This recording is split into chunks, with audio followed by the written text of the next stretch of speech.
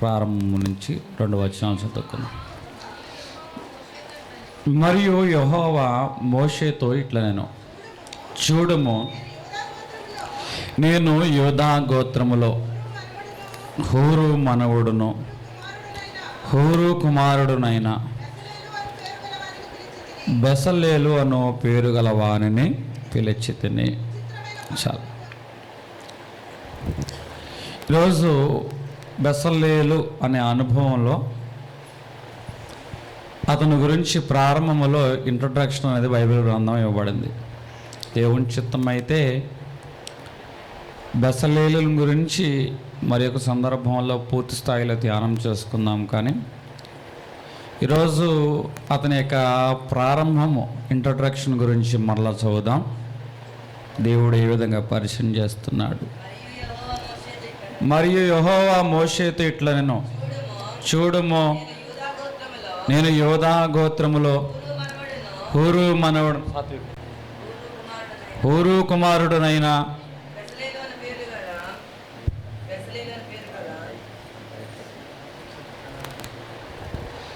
నేను యూదా గోత్రములో మొదటిగా 2 హూరు మనవడును 3 ఊరు కుమారుడునైన బెసలేలు అను పేరు గలవానిని పిలిచితిని.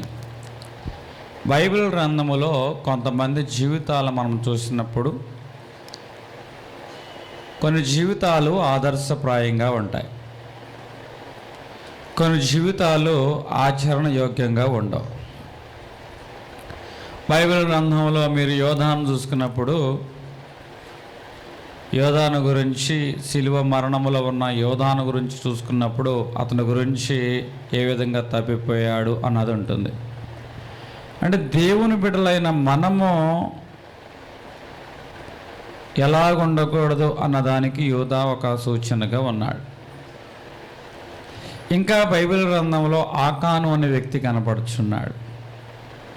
లోతు భార్య కనబడుచున్నది. అహాబు కనబడుచున్నాడు. యెజబేలు కనబడుతున్నాడు.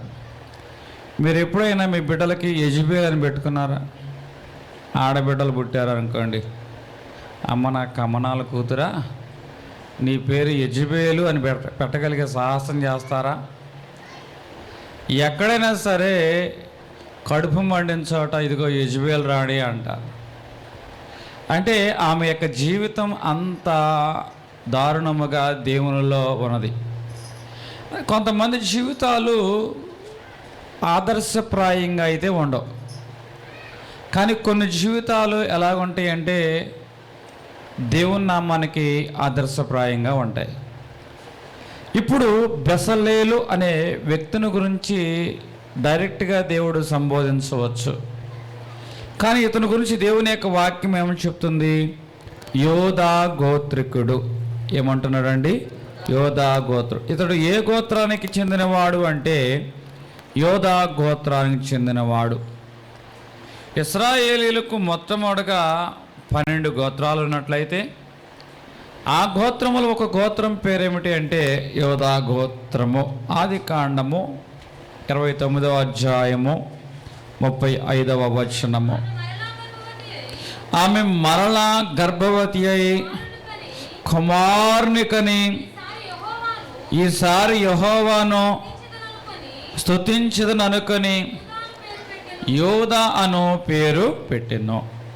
అంటే లేయాకి పుట్టిన గర్భంలో 4వ సంతానము యోధా, యాకోబు పుట్టిన కుమారుడు. ఇంకొంచెం లోతుగా ఇతని గురించి 43 ఆదికాండము 9వ వచనము. నేను అతనిని గురించి పూట పడుదును, నీవు అతని గురించి నన్ను అడగవలెను. అంటే ఇక్కడ యూదా యొక్క అనుభవం ఎలాగుందంటే ఎవరిని గురించి పూట పడతానంటున్నాడు? బెన్యామీను గురించి నేను పూట పడతాను అంటున్నాడు. అంటే సహోదరు యొక్క క్షేమాన్ని కోరుకుంటున్నవాడుగా కనబడుచున్నాడు. సహోదరుడు పక్షంగా నిలబడిన వాడిగా కనపడుచున్నాడు. యోధా అనుభవంలో 44 ఆదికాండము 18వ వచనము. ఏలిన వాడ ఒక మనవి, తమ దాసుని చెప్పుకొననిమ్మో, తమ కోపము తమ దాసుని మీద రగులు కొననీయకము. ఏలినవాడు సహోదరుడై ఉన్నాడా అని తమ దాసులను అడిగను. అంటే సహోదరు కోసము ఫరో ఎదుట మనవి చేయుచున్నవాడుగా ఉన్నాడు యోధ. సహోదరుని కోసము ఫరో దగ్గర బ్రతిమలాడుచున్నవాడుగా ఉన్నాడు యోధ. ఇప్పుడు ఎందుకు ఈ యొక్క అనుభవం గురించి మనం తెలుసుకోవాల్సి వచ్చిందంటే,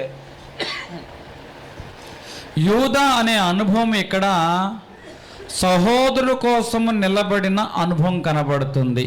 మొదటిది సహోదరుడు కోసము పోటబడిన అనుభవము కనబడుతుంది. రెండవది, మూడవది మనవి చేస్తున్నవాడుగా ఉన్నాడు సహోదరు నిమిత్తము. నాలుగవది బ్రతిమలాడుచున్నవాడుగా ఉన్నాడు. అంటే యూదాలో ఈ శ్రేష్టమైన అనుభవాలున్నాయి. మనము మన సహోదరు నిమిత్తము దేవుని దగ్గర అబ్రహాములాగా విజ్ఞాపన ప్రార్థన చేయాలి. మన సహోదరుడు ఎవడు? ఆయన రక్తం చేత ఎవరైతే కడగబడతారో, కడగబడిన మనకి కడగబడిన మరి ఒకరు ఏమవుతారు అంటే సహోదరులు అవుతారు. యేసుక్రీస్తు ప్రభువారు సిలువలో వేలాడుచు, ఆకాశానికి భూమికి మధ్య వేలాడుచు, అయ్యా నేను నీ కుమారుణ్ణి, అది కాదనలేని సత్యం, వీరిని నీ కుమారులుగా చేర్చడానికి ఈ సిలువలో ఈ రక్తాన్ని గారుస్తున్నా, ఇది నీ యొక్క అనాది ప్రణాళిక. కానీ ఇక్కడ ఉన్న అనుభవాలు వేరుగా ఉన్నాయి. వీరిని చూచైతే మాత్రమో నీవు తీర్పు తీర్చవద్దు, వీరు ఏమి చేయుచున్నారు వీరు ఎరుగరు అని తర్వాత రోజుల్లో తనలాగానే తన తండ్రికి కుమారులుగా కాబడుతున్నా, తనకి సహోదరులుగా కాబడుచున్న వారి నిమిత్తము యోధా గోత్రములో వచ్చిన యోధా గోత్రపు సింహమైన యేసుక్రీస్తు ప్రభువారు జనుల రక్షణ నిమిత్తమై ఆయన తండ్రి అయిన దేవునికి బ్రతిమలాడుచున్నవాడుగా ఉన్నాడు. ఇంకా ఈ సహోదరుడు రక్షించబడు నిమిత్తము యేసుక్రీస్తు ప్రభువారు పోటబడిన వాడుగా ఉన్నాడు. బదులుగా, మనకి బదులుగా ఆయన సిలువ బలియాగమైన వాడిగా ఉన్నాడు. ఆ రోజుల్లో మనం చూసుకున్నట్లయితే ఒక ఎద్దు, పొడిచిన ఎద్దు విడిపించబడాలి అంటే ఆ ఎద్దుకు బదులుగా నాణెములన్నా ఇవ్వాలి, లేకపోతే చంపబడాలి. అలాగే క్రీస్తును మనము పొడిచిన వారముగా ఉన్నామో, క్రీస్తును పొడిచిన యూదాకి బదులుగా యేసుక్రీస్తు ప్రభువారు పోటబడిన వాడుగా ఉన్నాడు. అక్కడున్న జనులైన వారి యొక్క రక్షణ నిమిత్తము ఆయన పోటబడిన వాడుగా ఉన్నాడు. ఇంకా యూదా అనగా అర్థం ఏమిటంటే స్తుతించుట. యూదా అనగా అర్థం ఏమిటండి? స్తుతించుట. ఆయన సిలువలో ఉన్నప్పుడు కూడా, మరణము పొందుచూ ఉన్నప్పుడు కూడా ఆయన తండ్రి అయిన దేవుని యొక్క నామాన్ని స్తుతిస్తూ ఉన్నవాడుగా ఉన్నాడు. అయా, ఇదిగో నా ప్రాణాన్ని నీకు అప్పగించుచున్నాను, అంతయు సమాప్తమైనది, నీవు నాకు ఇచ్చిన పనిని నేను పూర్తి చేయుట ద్వారా నిన్ను నేను స్తుతిస్తున్నాను అని దేవుడు చెప్పకనే చెబుతూ ఉన్నవాడుగా ఉన్నాడు. యూదాలో ఈ శ్రేష్టమైన అనుభవాలు కనపడుతున్నాయి. స్తుతించేవాడుగా ఉన్నాడు, మనకి బదులుగా పోటబడిన అనుభవం కలిగిన వాడుగా ఉన్నాడు, మన నిమిత్తము బ్రతిమలాడుచున్న వాడుగా ఉన్నాడు, మన నిమిత్తము మనవి చేయుచున్నటువంటి అనుభవం కలిగిన వాడుగా ఉన్నాడు యోధ. ఇప్పుడు బెసలేలు ఎక్కడి నుంచి వచ్చాడు? యోధా గోత్రం. మరలా చదువుదాం. మరియు యెహోవా మోషేతో ఇట్లనెను, చూడుము నేను యోధా గోత్రములో, ఇప్పుడు యోధా గోత్రం అయిపోయింది. ఇప్పుడు ఎవరు? హూరు మనవుడు. హూరు మనవుడు. మోషే కాలములో యొక్క హూరు యొక్క సందర్భం అనేది కనబడుచు ఉన్నది. హూరు అహరోనులు జంట కవుల్లాగా ఉన్నారు. మోషేకి ఎప్పుడు అవసరత వచ్చినా వీరిరువురు హూరు అహరోనులు కుడి భుజము ఎడమ భుజము మోసే అనుభవం కలిగిన వారుగా ఉన్నారు. నిర్గమాకాండము 17వ అధ్యాయము 8వ వచనములో మనం చూసుకున్నట్లయితే, తర్వాత అమాలేకీయులు వచ్చి ఇశ్రాయేలీయులతో యుద్ధము చేయగా మోషే యెహోషువతో మన కొరకు మనుషులను ఏర్పాటు చేసి వారిని తీసుకుని బయలు వెళ్ళి అమాలేకీయులతో యుద్ధము చేయుము. రేపు నేను ఆ కొండ శిఖరము మీద నిలిచెదను అనెను. ఇప్పుడు బహిరంగ యుద్ధము చేయడానికేమో తన జనులైన వారిని మోషే ఆజ్ఞాపించిన వాడుగా ఉన్నాడు. రహస్య యుద్ధము, అంతరంగ యుద్ధము ఇది చేయడానికేమో తాను ఒక్కడే కొండ శిఖరము మీదకి వెళుచున్నవాడుగా ఉన్నాడు. తనకి తోడుగా నమ్మకమైన వారిగా ఎవరిని ఏర్పాటు చేసుకున్నాడు అంటే హూరు అహరోనును. ఏమంటే అహరోను హూరు అని రాయలే ఇక్కడ. హూరు అహరోనులను దేవుడు ఏర్పాటు చేసుకున్నవాడుగా ఉన్నాడు. ఇక్కడ కొండ శిఖరపు అనుభవం కనబడుచు ఉన్నది.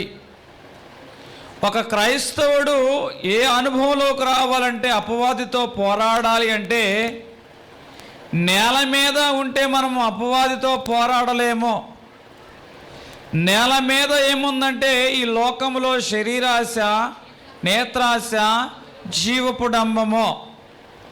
ఎవరైతే కొండ శిఖరపు అనుభవం కలిగిన వారుగా ఉంటారో వారి శరీరాశ, నేత్రాశ, జీవపు డంబమును వదిలి ప్రభువు కోసము, ప్రభు కొరకు, ప్రజల క్షేమము నిమిత్తము ప్రభు ఎదుట వారు మోకాళ్ళ అనుభవంతో కానీ ప్రార్థన అనుభవంతో కానీ వారు అంతరంగిక యుద్ధము చేయవారుగా ఉంటారు. కాలేబు అనగా కొండ అనుభవం కలిగిన వాడు. మిగిలిన జనులైన వారందరూ ఏమంటున్నారంటే, పల్లపు ప్రాంతాలు మాకివ్వండి, మెట్ట ప్రాంతాలు మాకివ్వండి, నీటి మడుగులు మాకివ్వండి అని అంటూ ఉన్నారు. సమభూములు మాకివ్వండి, మైదానాలు మాకివ్వండి, లోయపు ప్రాంతములు మాకివ్వండి అని వారి పాలిభాగస్తులుగా ఆ ప్రాంతాన్ని యెహోషువ చేత పంచుకుంటున్న వారుగా ఉన్నారు. వారు అడిగారో లేదో నాకు తెలియదు, కానీ ఎవరైనా బంగారం వెండి ఉంటే బంగారం వైపే మన కన్ను నిలిచిద్ది. రెండిట్లో ఏది కోరుకోమన్న అంటే నీ ఇష్టమైనది కోరుకో అని అంటూ ఉంటే, నోరు వెండి అని పలకబోయేలోపు కళ్ళు దేని వైపు చూస్తాయి? బంగారం వైపు చూస్తాయి. దాన్ని గమనించే ఎదుటి ఉన్నవారు ఇతడికి ఇది ఇష్టమైంది అని ఆ బంగారాన్ని ఇచ్చవచ్చు. యెహోషువ కూడా జనులైన వారు కళ్ళు ఆశించిన కొలది పంచాడో లేదో నాకు తెలియదు, కానీ స్పష్టంగా ఎవరు ఆశించినది, ఎవరు చూడని మాత్రం కొండ ప్రాంతము. కొండ ప్రాంతాన్ని యెహోషువ కాలంలో ఉన్న కాలేబు ఏమన్నాడు? ఈ కొండను నాకిమ్ము, ఈ కొండను నాకు ఇమ్ము. కొండ అనుభవం కలిగిన వారు ఏం చేస్తారంటే, వారు ఉంటున్నది ఎడారి అయినా ఏదేను నదిలాగా మార్చేస్తారు. హల్లెలూయా. ఎడారులు కూడా ఎలాగ మారుస్తారు? ఏదేను నదిలాగా మార్చేస్తారు, వనములాగా మార్చేస్తారు. ఈరోజు యెహోషువ కాలములో, మోషే కాలములో, మోషే కొండ శిఖరమున అపవాదితో పోరాడానికి వెళుతున్నప్పుడు శారీరక యుద్ధము చేయడానికేమో యెహోషువని ఏర్పాటు చేసుకున్నాడు. ఆత్మ సంబంధమైన యుద్ధము చేయడానికేమో ఎవరిని ఏర్పాటు చేసుకున్నాడు తెలుసా? హూరు అహరోనులను. అంటే హూరు అనుభవం కలిగిన వాడు ఎవరు అంటే, ఎట్లాంటి అనుభవం కలిగిన వాడు అంటే ఆత్మ సంబంధమైన యుద్ధము చేసేటి వాడు. మోషే చేతులు బలహీనమవుతూ ఉన్నాయి. ఈ చేతులు బలహీనమవుతున్నాయని హూరు ఏం చేస్తాడంటండి, ఆ చేతులను ఎత్తి పట్టిన వాడుగా ఉన్నాడు. ఏమండి, మోషే చేతులు బలహీనమవుతున్నాయని వీరి చేతులు ఎత్తిపట్టారు కదా, మరి వీరి చేతులు బలహీనం అవ్వా? వీరి చేతులు బలహీనమవుచు ఉన్నా ఈ ఆత్మ సంబంధమైన యుద్ధములో అపవాది మీద మనకి విజయము కలగాలి అని వారు హూరు సంబంధులు ఏం చేశారంటే తమ చేతులను తిట్టపరుచుకొని దేవుని నిమిత్తము నిలబడిన వారుగా ఉన్నారు. హల్లెలూయా. ఇప్పుడు బెసలేలు వంశ గురించి మనం మాట్లాడుకుంటున్నప్పుడు అతడు యోధా గోత్రానికి చెందినవాడని, ఆ గోత్రములో హూరు మనవడు అని. ఇప్పుడు హూరు ఎటువంటి అనుభవం కలిగిన వాడు? ఆత్మ సంబంధమైన యుద్ధము చేసే విషయములో ఆ యొక్క రాజీ లేనివాడు, బలవంతుడు. ఇంకొంచెం 24:14 వచనము. అతడు పెద్దలను చూచి, నేను మీ యొద్దకు వచ్చే వరకు ఇక్కడనే ఉండుడి. ఇదిగో అహరోనును హూరును మీతోనూ ఉన్నారు. ఎవరికైనా వ్యాజ్యం ఉన్నలా వారి యొద్దకు వెళ్ళవచ్చునని వారితో చెప్పెను. రెండవ అనుభవము హూరులో మనము చూసుకున్నట్లయితే, నేను 40 దినములు కొండ శిఖరములపైకి వెళ్ళి దేవునితో ఏకాంతముగా గడుపు నిమిత్తం వెళుతున్నా. మీ కొరకు నాయకులుగా హూరు అహరోనులను ఏర్పాటు చేసి ఉన్నాను. మీ మధ్య ఎవరి మీదైనా వ్యాజ్యమున్నా, మీ మధ్య వ్యాజ్యమున్నా మీరు ఎవరి యొద్దకు వెళ్ళాలి?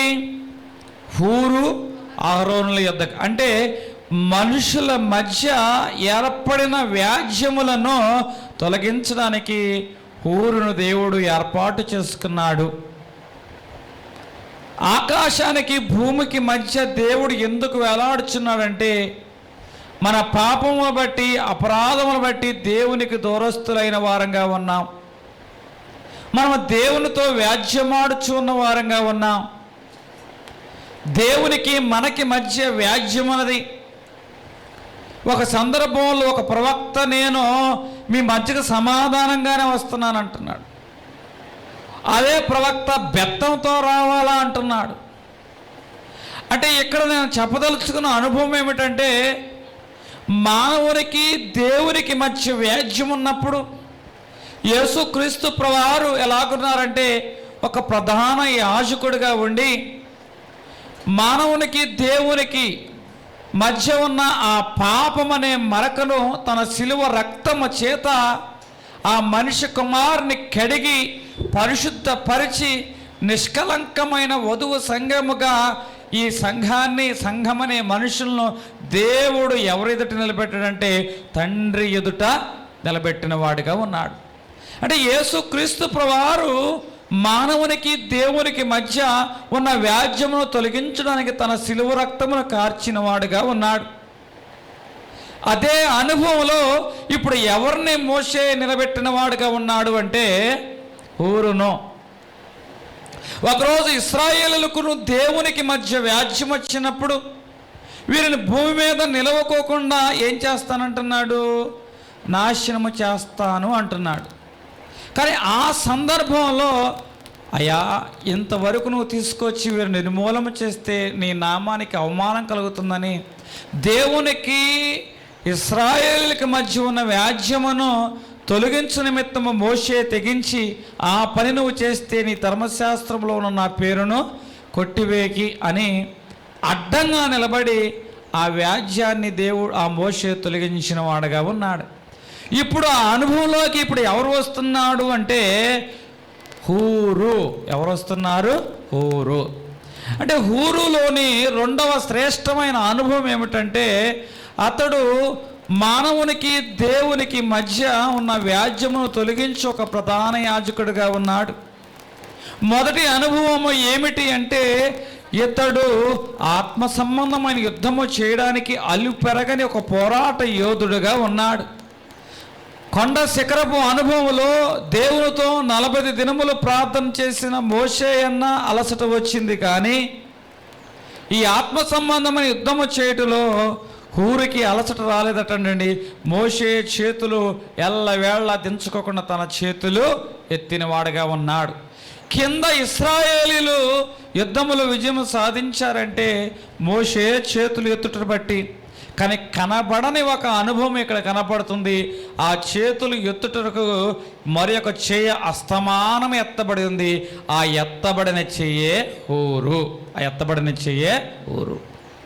దేవుడు మనల్ని ఆశీర్వదిస్తున్నాడు అంటే దానికి కారణం ఏమంటో తెలుసా? నిన్ను బట్టి నన్ను బట్టి కాదు, క్రీస్తు రక్తము చేత మనము కడగబడ్డాము కాబట్టి, ఆయన ఎదుట మనం పరిశుద్ధులుగా ఉన్నాము కాబట్టి, నీ కన్నీటిని బట్టి ఆయన మన గురించి ఆయన విజ్ఞాపన చేశాడు కాబట్టి, యేసుక్రీస్తుని బట్టి దేవుని యొక్క నిండైన దీవెనలు మన మీదకి కుమ్మరించబడుతున్నాయి. హూరు అనే అనుభవం కలిగిన వాడు మానవుల పక్షంగా ఆత్మ సంబంధమైన యుద్ధమును జరిగించేవాడు అపవాదితో. 2, హూరు అనే అనుభవం కలిగిన వాడు మానవునికి దేవునికి మానవులకు ఉన్న వ్యాజ్యమును తొలగించి సమాధాన పరచువాడు హూరు అనే అనుభవం కలిగిన వాడు.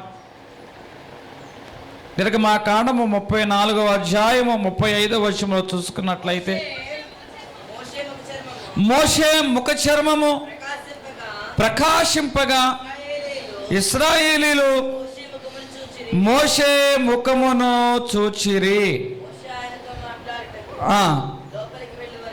లోపలికి వెళ్ళే వరకు తమ ముఖము మీద ముసుగు వేసుకునిరి. ఇప్పుడు హూరు అనే అనుభవం గురించి మాట్లాడుకుంటున్నా. హూరు అనగా అర్థం ఏమిటంటే ప్రకాశించువాడు, ప్రకాశము కలిగిన వాడు, ప్రకాశము. ఒక క్రైస్తవుడు ఎప్పుడు ప్రకాశించువాడుగా ఉంటాడు అంటే, ఇక్కడ మోషే 40 దినములు కొండ శిఖరము మీద ఉన్నాడు. 40 దినములు మోషే ఆహారము లేనివాడుగా ఉన్నాడు. అంటే ఉపవాసము చేయొచ్చు, దేవునితో సహవాసము చేయొచ్చు ఉన్నవాడుగా ఉన్నాడు. ఉపవాసముతో దేవుని సహవాసము చేయుచున్న మోషే ఎలాగున్నాడు అంటే ప్రకాశించువాడుగా ఉన్నాడు. హూరు అనగా అర్థము ఏమిటి అంటే ప్రకాశించుట, ప్రకాశించుట. మనము ఏ విధముగా ప్రకాశిస్తాము అంటే ఉపవాసము చేయుట ద్వారా, ఉపవాసము చేయుట ద్వారా. ఇప్పుడు ఉపవాసాలు చేస్తున్న మొఖాలు చూస్తే ఎట్లా ఉండాలి చెప్పండి? అప్పుడే సబ్బుతో మొహం కడుక్కొని పౌడర్ రాసుకున్నట్లు ఉండాలి. ఎట్లా ఉండాలి? పెళ్ళి కూతురు మొహం ఎట్లా ఉంటుందో తెలుసా? పెళ్ళికి ముందు ఒకలాగా, పెళ్ళిలో ఒకలాగా ఉంటుంది. అర్థమవుతుందా? పెళ్ళికి ముందు ఒకలాగా, పెళ్ళిలో ఒకలాగా ఉంటుంది. అలాగా మన ముఖము పెండ్లి కుమారుడైన యేసుక్రీస్తు ప్రభువారిని సమీపించిన కొలది పెండ్లి కుమార్తె ఎటువంటి అలంకరణతో పెండ్లి కుమారుని ఎదుర్కొంటుందో అట్లాగే ఉపవాసం అనే సహవాసము కలిగిన వారు అటంటండి ప్రకాశించువారుగా ఉంటారు. ఎలాగుంటారు? ప్రకాశించువారుగా ఉంటారు. హూరు అనగా ప్రకాశము. 1 సమూయేలు 14వ అధ్యాయము 27వ వచనము. అయితే యోనాతాను తన తండ్రి జనుల చేత చేయించిన ప్రమాణము వినలేదు కనుక తన చేతకర్ర చాపి దాని కొనను తేనె పట్టుతో ముంచి తన చెయ్యి నోటులో పెట్టుకొనగా అతని కనులు ప్రకాశించెను. హూరు అనగా ప్రకాశించుట. మానవులైన మనము ఎలాగూ ప్రకాశించగలుగుతామో అనగా మొదటిగా ఉపవాసముతో దేవుని సహవాసము చేసినట్లయితే మనం ప్రకాశిస్తాము. రెండవదిగా శ్రేష్టమైన ఆహారము. ఇక్కడ ఒక ఆహారము కనబడుచున్నది. ఈ ఆహారము తిన్న యోనాతాను ఎలాగున్నాడటండి? ప్రకాశించబడుచున్నవాడుగా ఉన్నాడు. నీ వాక్యమే నన్ను బ్రతికించును. అప్పుడు దాకా ముఖం ఎలాగుంది? కొంతమంది సావు మొహం వేసుకొని వచ్చాడండి. ఏ మొహం వేసుకొని వచ్చాడంటండి? సావు మొహం వేసుకొని వచ్చాడండి అంటూ ఉంటారు. అంటే వాడి ముఖం వాడిపోయినట్టే కదా అర్థము. అంటే శ్రేష్టమైన ఆహారం ఎవరైతే తింటారో, శ్రేష్టమైన ఆహారం తిన్నవారు ఎలాగుంటారంట? ముఖములు ప్రకాశిస్తాయి. ఏం చేస్తాయటండి? ముఖములు ప్రకాశిస్తాయి. 40 రోజులు యేసుక్రీస్తు ప్రభువారి చేత శ్రేష్టమైన ఆహారం తింటున్న మోషే యొక్క మొహం ఏమైంది? ప్రకాశించినది. ఎలాగుందటండి? ప్రకాశించినది. శ్రేష్టమైన ఆహారం ఏమై ఉన్నది అంటే దేవుని యొక్క వాక్యము. ఎవరి హృదయంలో దేవుని యొక్క వాక్యం ఉంటుందో ఆ వాక్యము వారి జీవితంలో వెలుగునిస్తుంది, వారి త్రోవకు వెలుగై ఉంటుంది, వారి పాదములకు దీపమై ఉంటుంది. రెండవ అనుభవము హూరు అనగా ప్రకాశించుట. ఎవరు ప్రకాశిస్తారు అంటే ఉపవాసం అనే సహవాసం కలిగిన వారు ప్రకాశిస్తారు.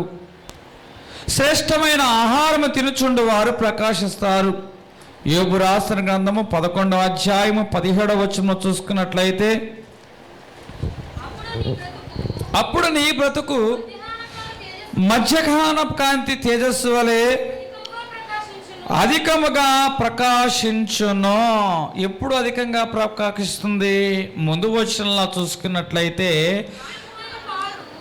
ఇక్కడ దుర్మార్గము కనబడుచుంది. ముందు వచనములో పాపము కనబడుచు ఉన్నది. అంటే ఎవరైతే దుర్మార్గమును పాపమును విడిచిపెడతారో, దుర్మార్గమును పాపమును విడిచిపెట్టు వారి యొక్క ముఖములు ఎలాగ కనపడతాయి అంటే ప్రకాశించువుగా ఉంటాయి. మధ్యాహ్న కాంతి తేజస్సు వలె ఉంటాయి. ఎవరు ప్రకాశించగలుగుతారు? ఇశ్రాయేలు, నీ గుడారంలో దుర్మార్గతను నీవు తీసివేయము అంటున్నాడు.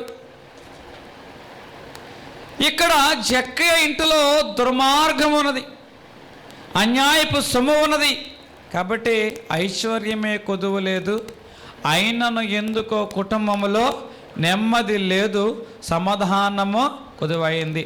కానీ ఎప్పుడైతే తన కుటుంబంలో దేవునికి ఆయాసకరముగా ఉన్న దుర్మార్గతను పాపమును విడిచిపెట్టిన వాడుగా ఉన్నాడో ఆ ఇంటికి ఏమి వచ్చిందంటే రక్షణ అనే వెలుగు వచ్చినది. హల్లెలూయా.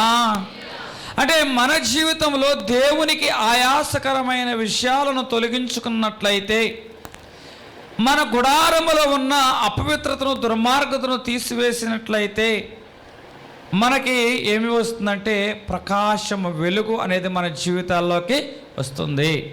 ఇది మూడవ అనుభవము. హూరు అనగా ప్రకాశించుట. హూరు అనగా ఎవరు ప్రకాశిస్తారు చెప్పండి? గట్టిగా చెప్పాలి. ఉపవాసములో దేవునితో సహవాసం ఉండేవారు ప్రకాశిస్తారు. 2, శ్రేష్టమైన వాక్యాహారము తినని యెడల నా ఆత్మకు బలము ఎట్లు లభించును. అంటే శ్రేష్టమైన ఆహారం తిన్నవారు ప్రకాశిస్తారు. అంటే వాక్యములో ప్రకాశిస్తారు, ఆ యొక్క ప్రవర్తనలో ప్రకాశిస్తారు, క్రియలలో ప్రకాశిస్తారు, అదేవిధంగా నడిపింపులో ప్రకాశిస్తారు.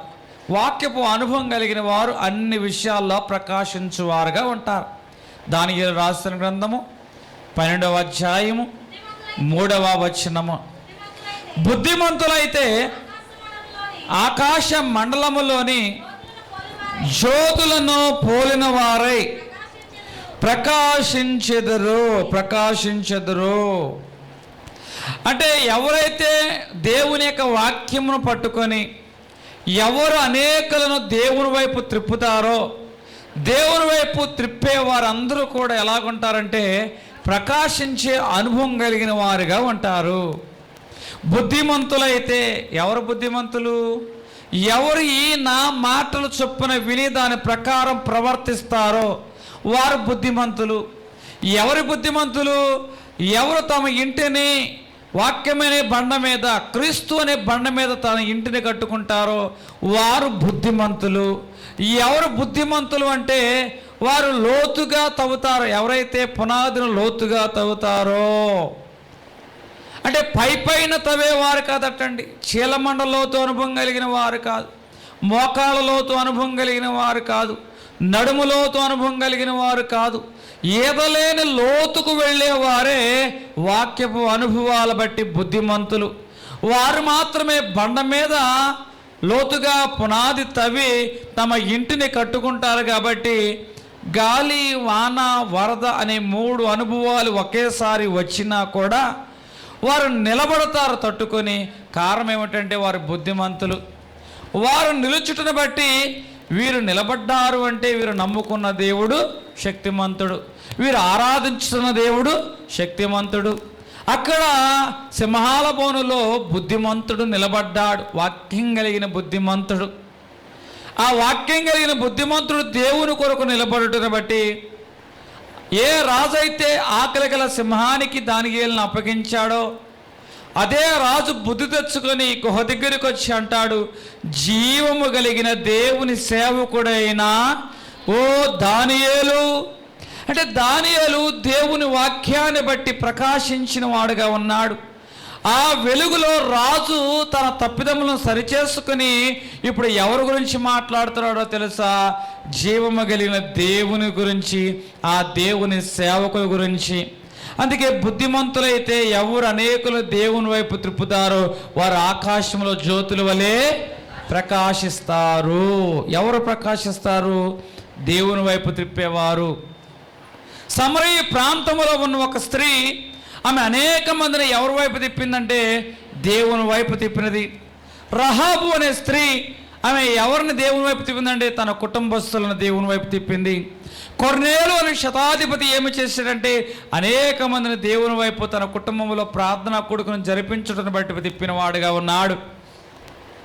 ఇంకా మనము లోతుగా తెలుసుకున్నట్లయితే బైబిల్ గ్రంథంలో ఇదే అనుభవం కలిగి లూదియా ప్రాంతములో ఆ యొక్క ఓదారంగు పొడి అమ్ముకునే స్త్రీ కూడా బుద్ధివంతురాలై అనేక మందిని దేవుని వైపు తిప్పగలిగిన అనుభవం కలిగి ఉంది. లోయి తర్వాత యూనికే తర్వాత తిమోతి, 3 తరాల నుంచి వారి కుటుంబాన్ని దేవుని వైపు తిప్పి దేవునిలోని నిలబెట్టిన బుద్ధిమంతుల కుటుంబము. కాబట్టి ఆ ప్రాంతంలో వారు దేవుని కొరకు ప్రకాశించి తిమోతిని దేవుని కొరకు ఇచ్చిన వారుగా ఉన్నారు. హల్లెలూయా. బుద్ధిమంతులైతే ఎవరటండి? బుద్ధిమంతులైతే అనే అనుభవం కనపడుతుంది. మత్తయి సువార్త 17వ అధ్యాయము 2వ వచనము. ఆయన వస్త్రములు, ఆయన ముఖము సూర్యుని వలె ప్రకాశించెను, ఆయన వస్త్రములు వెలుగు వలె తెల్లని వాయెను.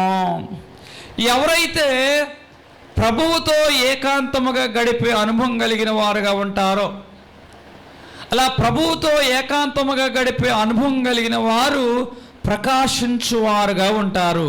ఇప్పుడు మనము ఎవరి గురించి మాట్లాడుకుంటున్నాం? హూరు అనగా అర్థం ఏమిటి? ప్రకాశించుట.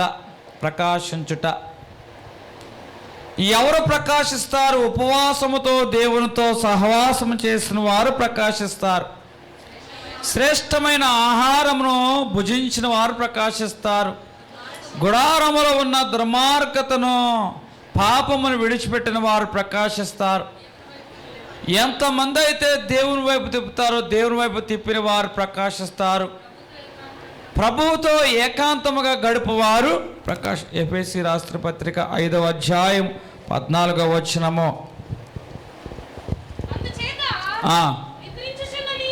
నిద్రించుచున్న నీవు మేలుకొని ఎక్కడి నుంచి లెగమంటున్నాడు? మృతులలో నుంచి లెమ్ము. క్రీస్తు నీ మీద అంటే మనం ఎందులోంచి లేవాలి? మృతుల్లోంచి లేవాలి. అప్పుడు వాక్యం ఏం చెప్తుంది? క్రీస్తు నీ మీద తప్పిపోయిన కుమారుడు గురించి వాక్యం చెప్తుంది. ఈయన కుమారుడు చనిపోయి తిరిగి బ్రతికినని. ఎంత చక్కగా మాట్లాడుతున్నాడు ఈ తండ్రి. ఈయన కుమారుడు చనిపోయి తిరిగి బ్రతికినని. ఒక చోట జీవించుచున్నావన్న పేరు మాత్రం ఉన్నది, కానీ నీవు ఎవరివి? మృతుడవే. నువ్వెవరివి? మృతుడవే. అంటే దేవుని వాక్కుకు ఎవరైతే దూరంగా జరుగుతారో, దేవుని సహవాసానికి ఎవరైతే దూరంగా ఉంటారో, దేవుని యొక్క ఆజ్ఞలు కట్టడల ప్రకారం జీవించకుండా ఇష్టానుసారంగా జీవించే వారందరినీ వాక్యం ఏమని చెప్తుందంటే మృతులు, మృతులు. అందుకే తప్పిపోయిన కుమారు విషయంలో ఏముంటుందో తెలుసా? ఈయన కుమారుడు చనిపోయి తిరిగి లేచిను, తిరిగి బ్రతికి. అంటే ఇప్పటి వరకు దేవుని వాక్కు ప్రకారం బ్రతకల, ఆజ్ఞానుసారంగా బ్రతకల. బైబిల్ గ్రంథంలో ఒక చోటు ఉంటుంది, ఆజ్ఞాతిక్రమమే పాపము, పాపం వల్ల వచ్చే జీతము మరణము. అంటే ఇక్కడ ఆదాము అవ్వ తినవద్దన్న పండు తిన్నారు, అంటే ఆజ్ఞను అతిక్రమించారు. ఆజ్ఞను అతిక్రమించడం వల్ల వారు ఏమయ్యారు? ఆజ్ఞ అతిక్రమించడం వలన ఏం కలుగుతుంది? పాపం. పాపం వల్ల వచ్చే జీతము మరణం. మరి మరణం రావాలి, కానీ చనిపోలేదే. ఆదామవ్వ చనిపోయారా? పండు తిన్న తర్వాత చనిపోవాలా? అంటే ఇక్కడ చెబుతున్న అనుభవం ఏమిటంటే జీవించుచు ఉన్న పేరు మాత్రం ఉన్నది, కానీ వీరు దేవునిలో ఎవరట? వీరు ఆజ్ఞను అతిక్రమించటం వల్ల వారు మృతులు, దేవునికి దూరస్తులయ్యారు కాబట్టి వారు మృతులు.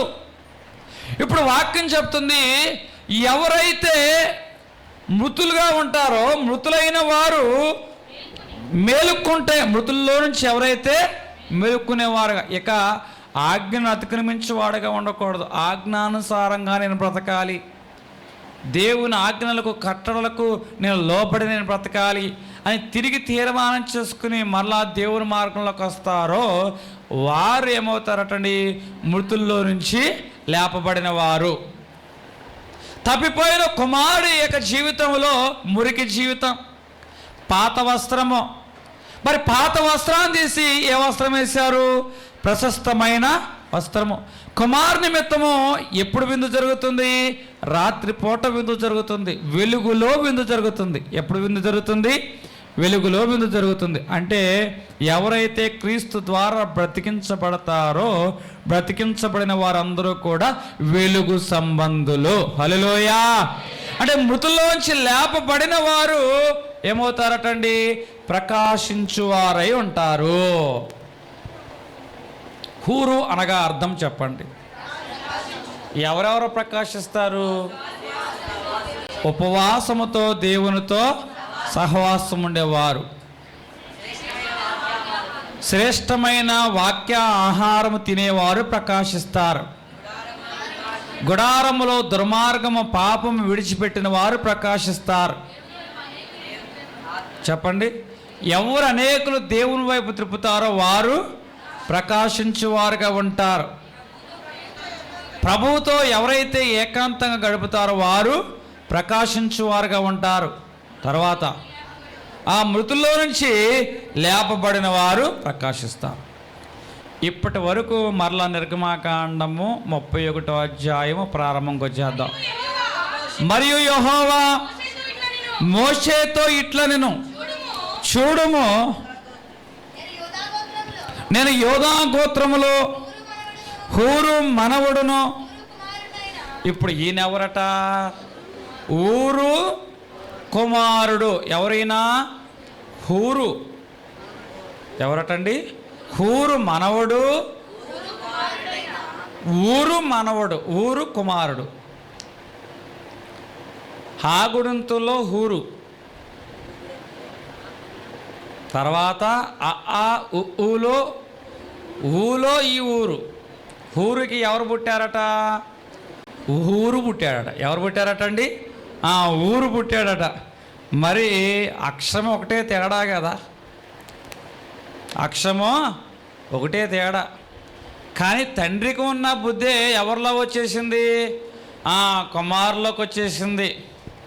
అప్పుడప్పుడు నేను అరచేతులు చొక్కా వేసుకుంటే మీ నాన్నలాగా ఉన్నామంటారు. ఎలాగున్నామంటారు?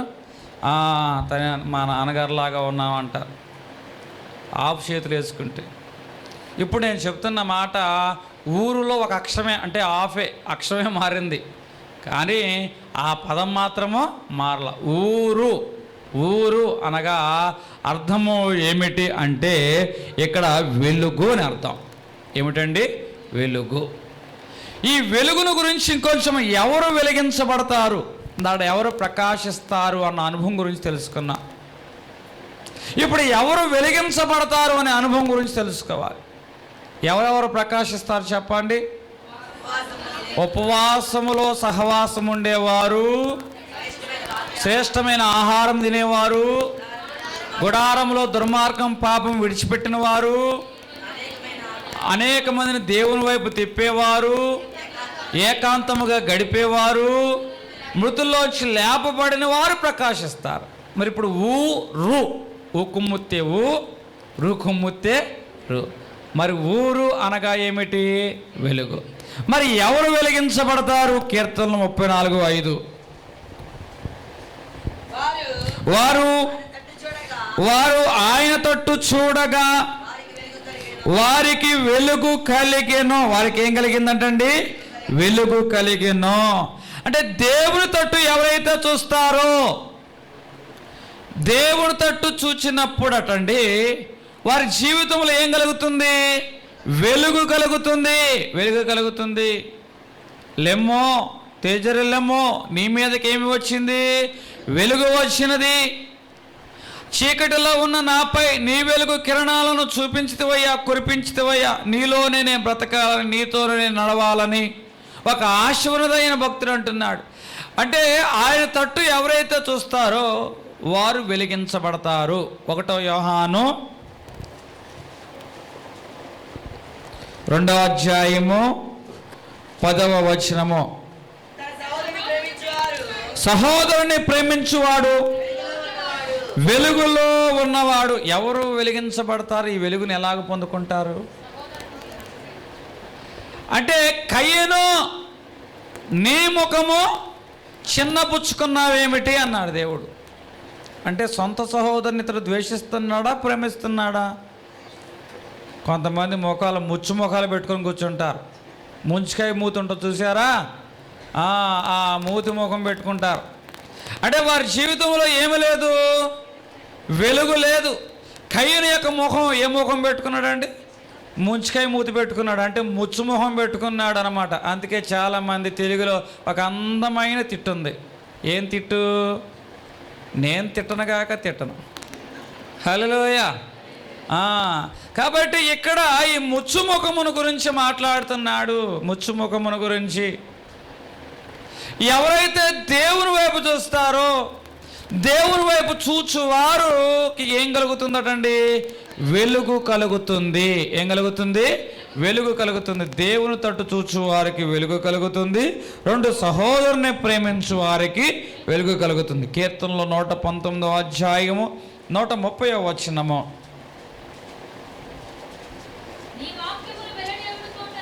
నీ వాక్యము వెల్లడేగు చోటనే వెలుగు కలుగును. ఏం కలుగును అంటున్నాడట?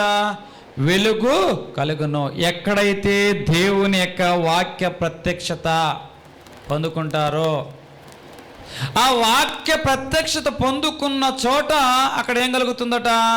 వెలుగుంటుంది. వాక్యం లేని చోట ఏముంటుందో తెలుసా? చీకటి ఉంటుంది. అందుకే ఆది యందు వాక్యమై ఉండను, ఆ వాక్యము దేవుడై ఉండను. ఆ కృపా సత్య సంపూర్ణుడైన దేవుడు అగాధ జలముల మీద చీకటి సంచారము చేయుచు ఉండగా ఆ వాక్కు ఒక మాట పలికింది, వెలుగు కలుగును గాక అనగానే అక్కడ ఏం కలిగింది? వెలుగు వచ్చినది. హల్లెలూయా. అంటే ఎవరైతే ఈ భూమి దేవుని యొక్క వాక్య ప్రత్యక్షతను పొందుకున్నప్పుడు తనలోని చీకటి వేరు చేయబడి వెలుగు అనేది వచ్చింది. మనము వాక్య ప్రత్యక్షతను పొందుకున్నప్పుడు ఆ వాక్య ప్రత్యక్షత ఏం చేస్తుందంటే మనకి వెలుగునిస్తుంది. అందుకే నీ వాక్యమే నన్ను బ్రతికించెను, బాధలలో నెమ్మదినిచ్చెను. కృప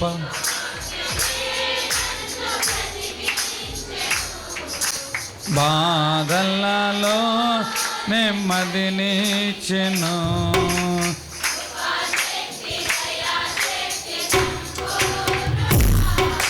వాక్యమై ఉన్న యేసు వందనమయ్యా.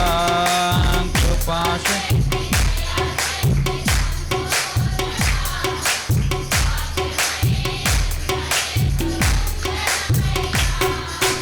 జిగటగల ఊబి నుండి లేవనెత్తెను, సమతల మగు భూమిపై నన్ను నిలిపెను.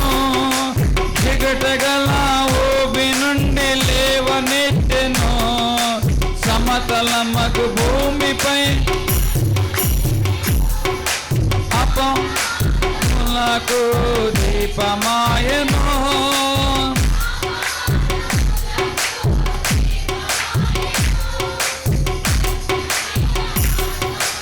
నడుపుచుండెను సత్యమైన మార్గములు నడుపుచుండెను, నీ వాక్యమే నన్ను బ్రతికించెను, బాధలలో నెమ్మదినిచ్చెను. హల్లెలూయా. మూడవ అనుభవం అండి. ఇక్కడ ఎవరు వెలుగు పొందుకుంటారు అంటే ఇక్కడ వాక్యం చెప్తుంది, దేవుని వైపు చూచువారు, సహోదరుని ప్రేమించువారు, వాక్య ప్రత్యక్షతను పొందుకునేవారు వెలుగు పొందుకుంటారని వాక్యం చెప్తుంది. సామెతలు 6వ అధ్యాయము 23వ వచనంలో చూసుకున్నట్లయితే ఉపదేశము వెలుగుగాను, ఉపదేశము వెలుగు ఆజ్ఞ దీపముగాను, ఉపదేశము వెలుగుగాను. ఎవరైతే దేవుని యొక్క ఉపదేశమును అంగీకరిస్తారో, అంగీకరించబడిన ఉపదేశము వారి జీవితంలో ఏం తీసుకొస్తుందంటే వెలుగును తీసుకొస్తుంది. ఊ అనగా వెలుగు. ఇప్పుడు ఇదంతా ఎందుకు మిమ్మల్ని 1-2 సార్లు చెప్పించుకొస్తున్నంటే అసలైన కథానాయకుడు ఉన్నాడు. ఎవరున్నాడండి? బెసలేలు. అసలు బెసలేలును దేవుడు ఎందుకు ఎన్నుకున్నాడు అన్నదానికి ఇదంతా చెప్పురావాల్సి వస్తుంది. బెసలేలు ఏ గోత్రానికి చెందినవాడు? యోధా గోత్రానికి చెందినవాడు. ఎటువంటి అనుభవం కలిగిన వాడు? సహోదరుని ప్రేమించేవాడు, సహోదరు పక్షంగా మనవి చేసేవాడు, సహోదరికి బదులుగా పోటబడినవాడు, అతడు స్తుతించేవాడు. ఇక్కడ వెలుగు కలిగిన వాడు ఏం చేస్తాడో తెలుసా? సహోదరుని ప్రేమించేవాడుగా ఉంటాడు. రు అనగా ఎవరైతే సహోదరుని ప్రేమిస్తాడో వాడికి ఏం వస్తుందట?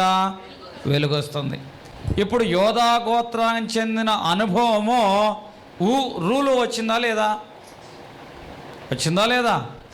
యోధా గోత్రము స్తుతించుట అంటే దేవుని మహిమపరచుట, మహిమ అనగా వెలిగించబడుట. ఇప్పుడు వెలిగించబడుట, ప్రకాశించుట అనే అనుభవము రులో రెండిట్లో ఉన్నాయా లేవా? రెండిటిలో కూడా ఉన్నాయి. రు అనగా చెప్పండి, ప్రకాశించుట. రు అనగా వెలిగించబడుట. యోధా గోత్రపు అనుభవం కలిగిన వాడు ప్రకాశించేవాడుగా ఉంటాడు. ఈ ప్రకాశించే అనుభవం కలిగిన వాడు కుటుంబంలోంచి వచ్చిన వాడు ఏం చేస్తాడటండి? వెలుగు పొందుకునేవాడుగా ఉంటాడు.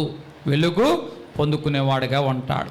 దేవుని యొక్క ఉచితమైన కృపను బట్టి మరలా మనకి అవకాశం వస్తే అసలైన కథానాయకుడి గురించి మనం ఇంకొక సందర్భంలో మనం చెప్పుకుందాము.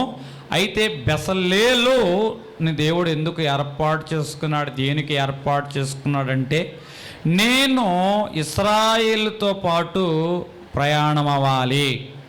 మోషే అన్నాడు, నీ సన్నిధి నాకు తోడుగా రాని ఎడల మేము అడుగు ముందుకు వేయలేము. అంటే ఇశ్రాయేలుతో పాటు దేవుని సన్నిధి రావాలి అంటే అక్కడ ఒక ప్రత్యక్ష గుడారం అనేది ఏర్పాటు చేయబడాలి. అది దేవుని సన్నిధానానికి నమూనా. మరి ప్రత్యక్ష గుడారములో ఉన్న ఉపకరణములను తయారు చేసే బాధ్యతను దేవుడు ఎవరికి అప్పగించాడంటే యోధా గోత్రానికి చెందిన హూరు కుమారుడైన ఊరు కుమారుడైన బెసలేలుకు అప్పగించాడు. ఎంతోమంది ఉండగా బెసలేలులకే దేవుడు ఎందుకు అప్పచెప్పాడు తెలుసా? ప్రత్యక్ష గుడారములో ఏముంటుందో తెలుసా? వెలుగు ఉంటుంది. ఆవరణములో మండుచున్న బలిపీఠపు వెలుగు ఉంటుంది. తర్వాత ప్రత్యక్ష గుడారంలో 3 భాగాలు. మొదటి భాగం ఏమిటి? ఆవరణము. తర్వాత పరిశుద్ధ స్థలములో యాజకులు వెలిగించే దీపముల వెలుగులు, ప్రదీపముల వెలుగులు ఉంటాయి. అతి పరిశుద్ధ స్థలములో అక్కడ కూడా ఏముంటుంది? వెలుగు ఉంటుంది.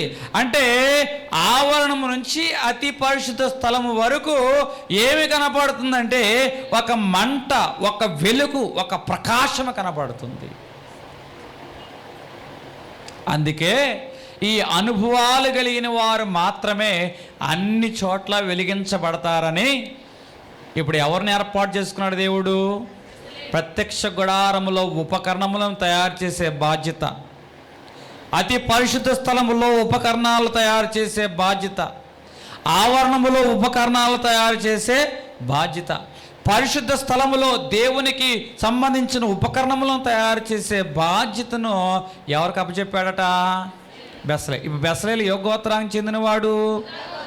ఇప్పుడు మీకు చెప్తున్నా, యేసుక్రీస్తు ప్రభువారిని గురించి అక్కడున్న శాస్త్రులు, పరిసయ్యులు, ధర్మశాస్త్ర ఉపదేశకులు అంటాడు, ఇతడు నజరేతువాడు కాదా? ఆ వడ్రంగివాని కుమారుడు కాదా? ఆ వడ్రంగివాని కుమారుడు కాదా? ఇప్పుడు యేసుక్రీస్తు ప్రభువారు ఎవరి కుమారుడిగా పిలువబడ్డాడు? అక్కడ శాస్త్రుల చేత, పరిసయ్యుల చేత, ధర్మశాస్త్ర ఉపదేశకుల చేత. చెప్పండి. వడ్రంగివాని కుమారునిగా పిలువబడ్డాడు. ఆ వృత్తి ఎక్కడి నుంచి వచ్చింది అనుకున్నారు? అది యోధా గోత్రపు అనుభవంలోనిది. హల్లెలూయా. చెక్కే అనుభవము. ఏ అనుభవం అంటే ఇది? చెక్కే అనుభవము, మలిచే అనుభవము, దేవుని కొరకు ఉపయోగపడే అనుభవము. ఉపయోగపడే ఒక పనిముట్టిగా నీ చేతిలో ఒక పాత్రనయ్యా. కాబట్టి నీ కొరకు ఉపయోగించబడే ఒక పనిముట్టిగా మార్చయ్యా. ఆ పనిముట్టుని చెక్కే అనుభవం ఎవరికి ఉందో తెలుసా? యోధా గోత్రానికి చెందిన వారే. అందుకే దేవుడు మనము సరి అయిన పాత్రగా లేవని సరి అయిన పాత్రగా చెక్కడానికి అదే యోధా గోత్రపు అనుభవంలోంచి, ఆ ఊరు అనుభవంలోంచి, ఆ ఊరు అనుభవంలోంచి, ఆ బెసలేలు అనే ఆ వడ్రంగి అనుభవంలో నుంచి వడ్రంగి వాని కుమారునిగా మనల్ని పాపాన్ని చెక్కడానికి, దోషమును చెక్కడానికి, అపరాధమును చెక్కడానికి, శాపమును చెక్కి దేవుని ఎదుట నిందారహితమైన నిష్కలంకమైన కన్యకగా మనల్ని నిలబెట్టడానికి యోధా గోత్రపు సింహముగా ఆయన ఈ భూమి మీదకి మనిషి కుమారుడుగా వచ్చి మన కొరకు ఆయన ఆ యొక్క సమరయలో ప్రకాశించిన వాడుగా ఉన్నాడు, సిలువలో ప్రకాశించిన వాడుగా ఉన్నాడు. అదేవిధంగా ఆయన ఎక్కడికి వెళితే అక్కడ మన కొరకు ఆయన ప్రకాశించు ఉన్నవాడుగా ఉన్నాడు.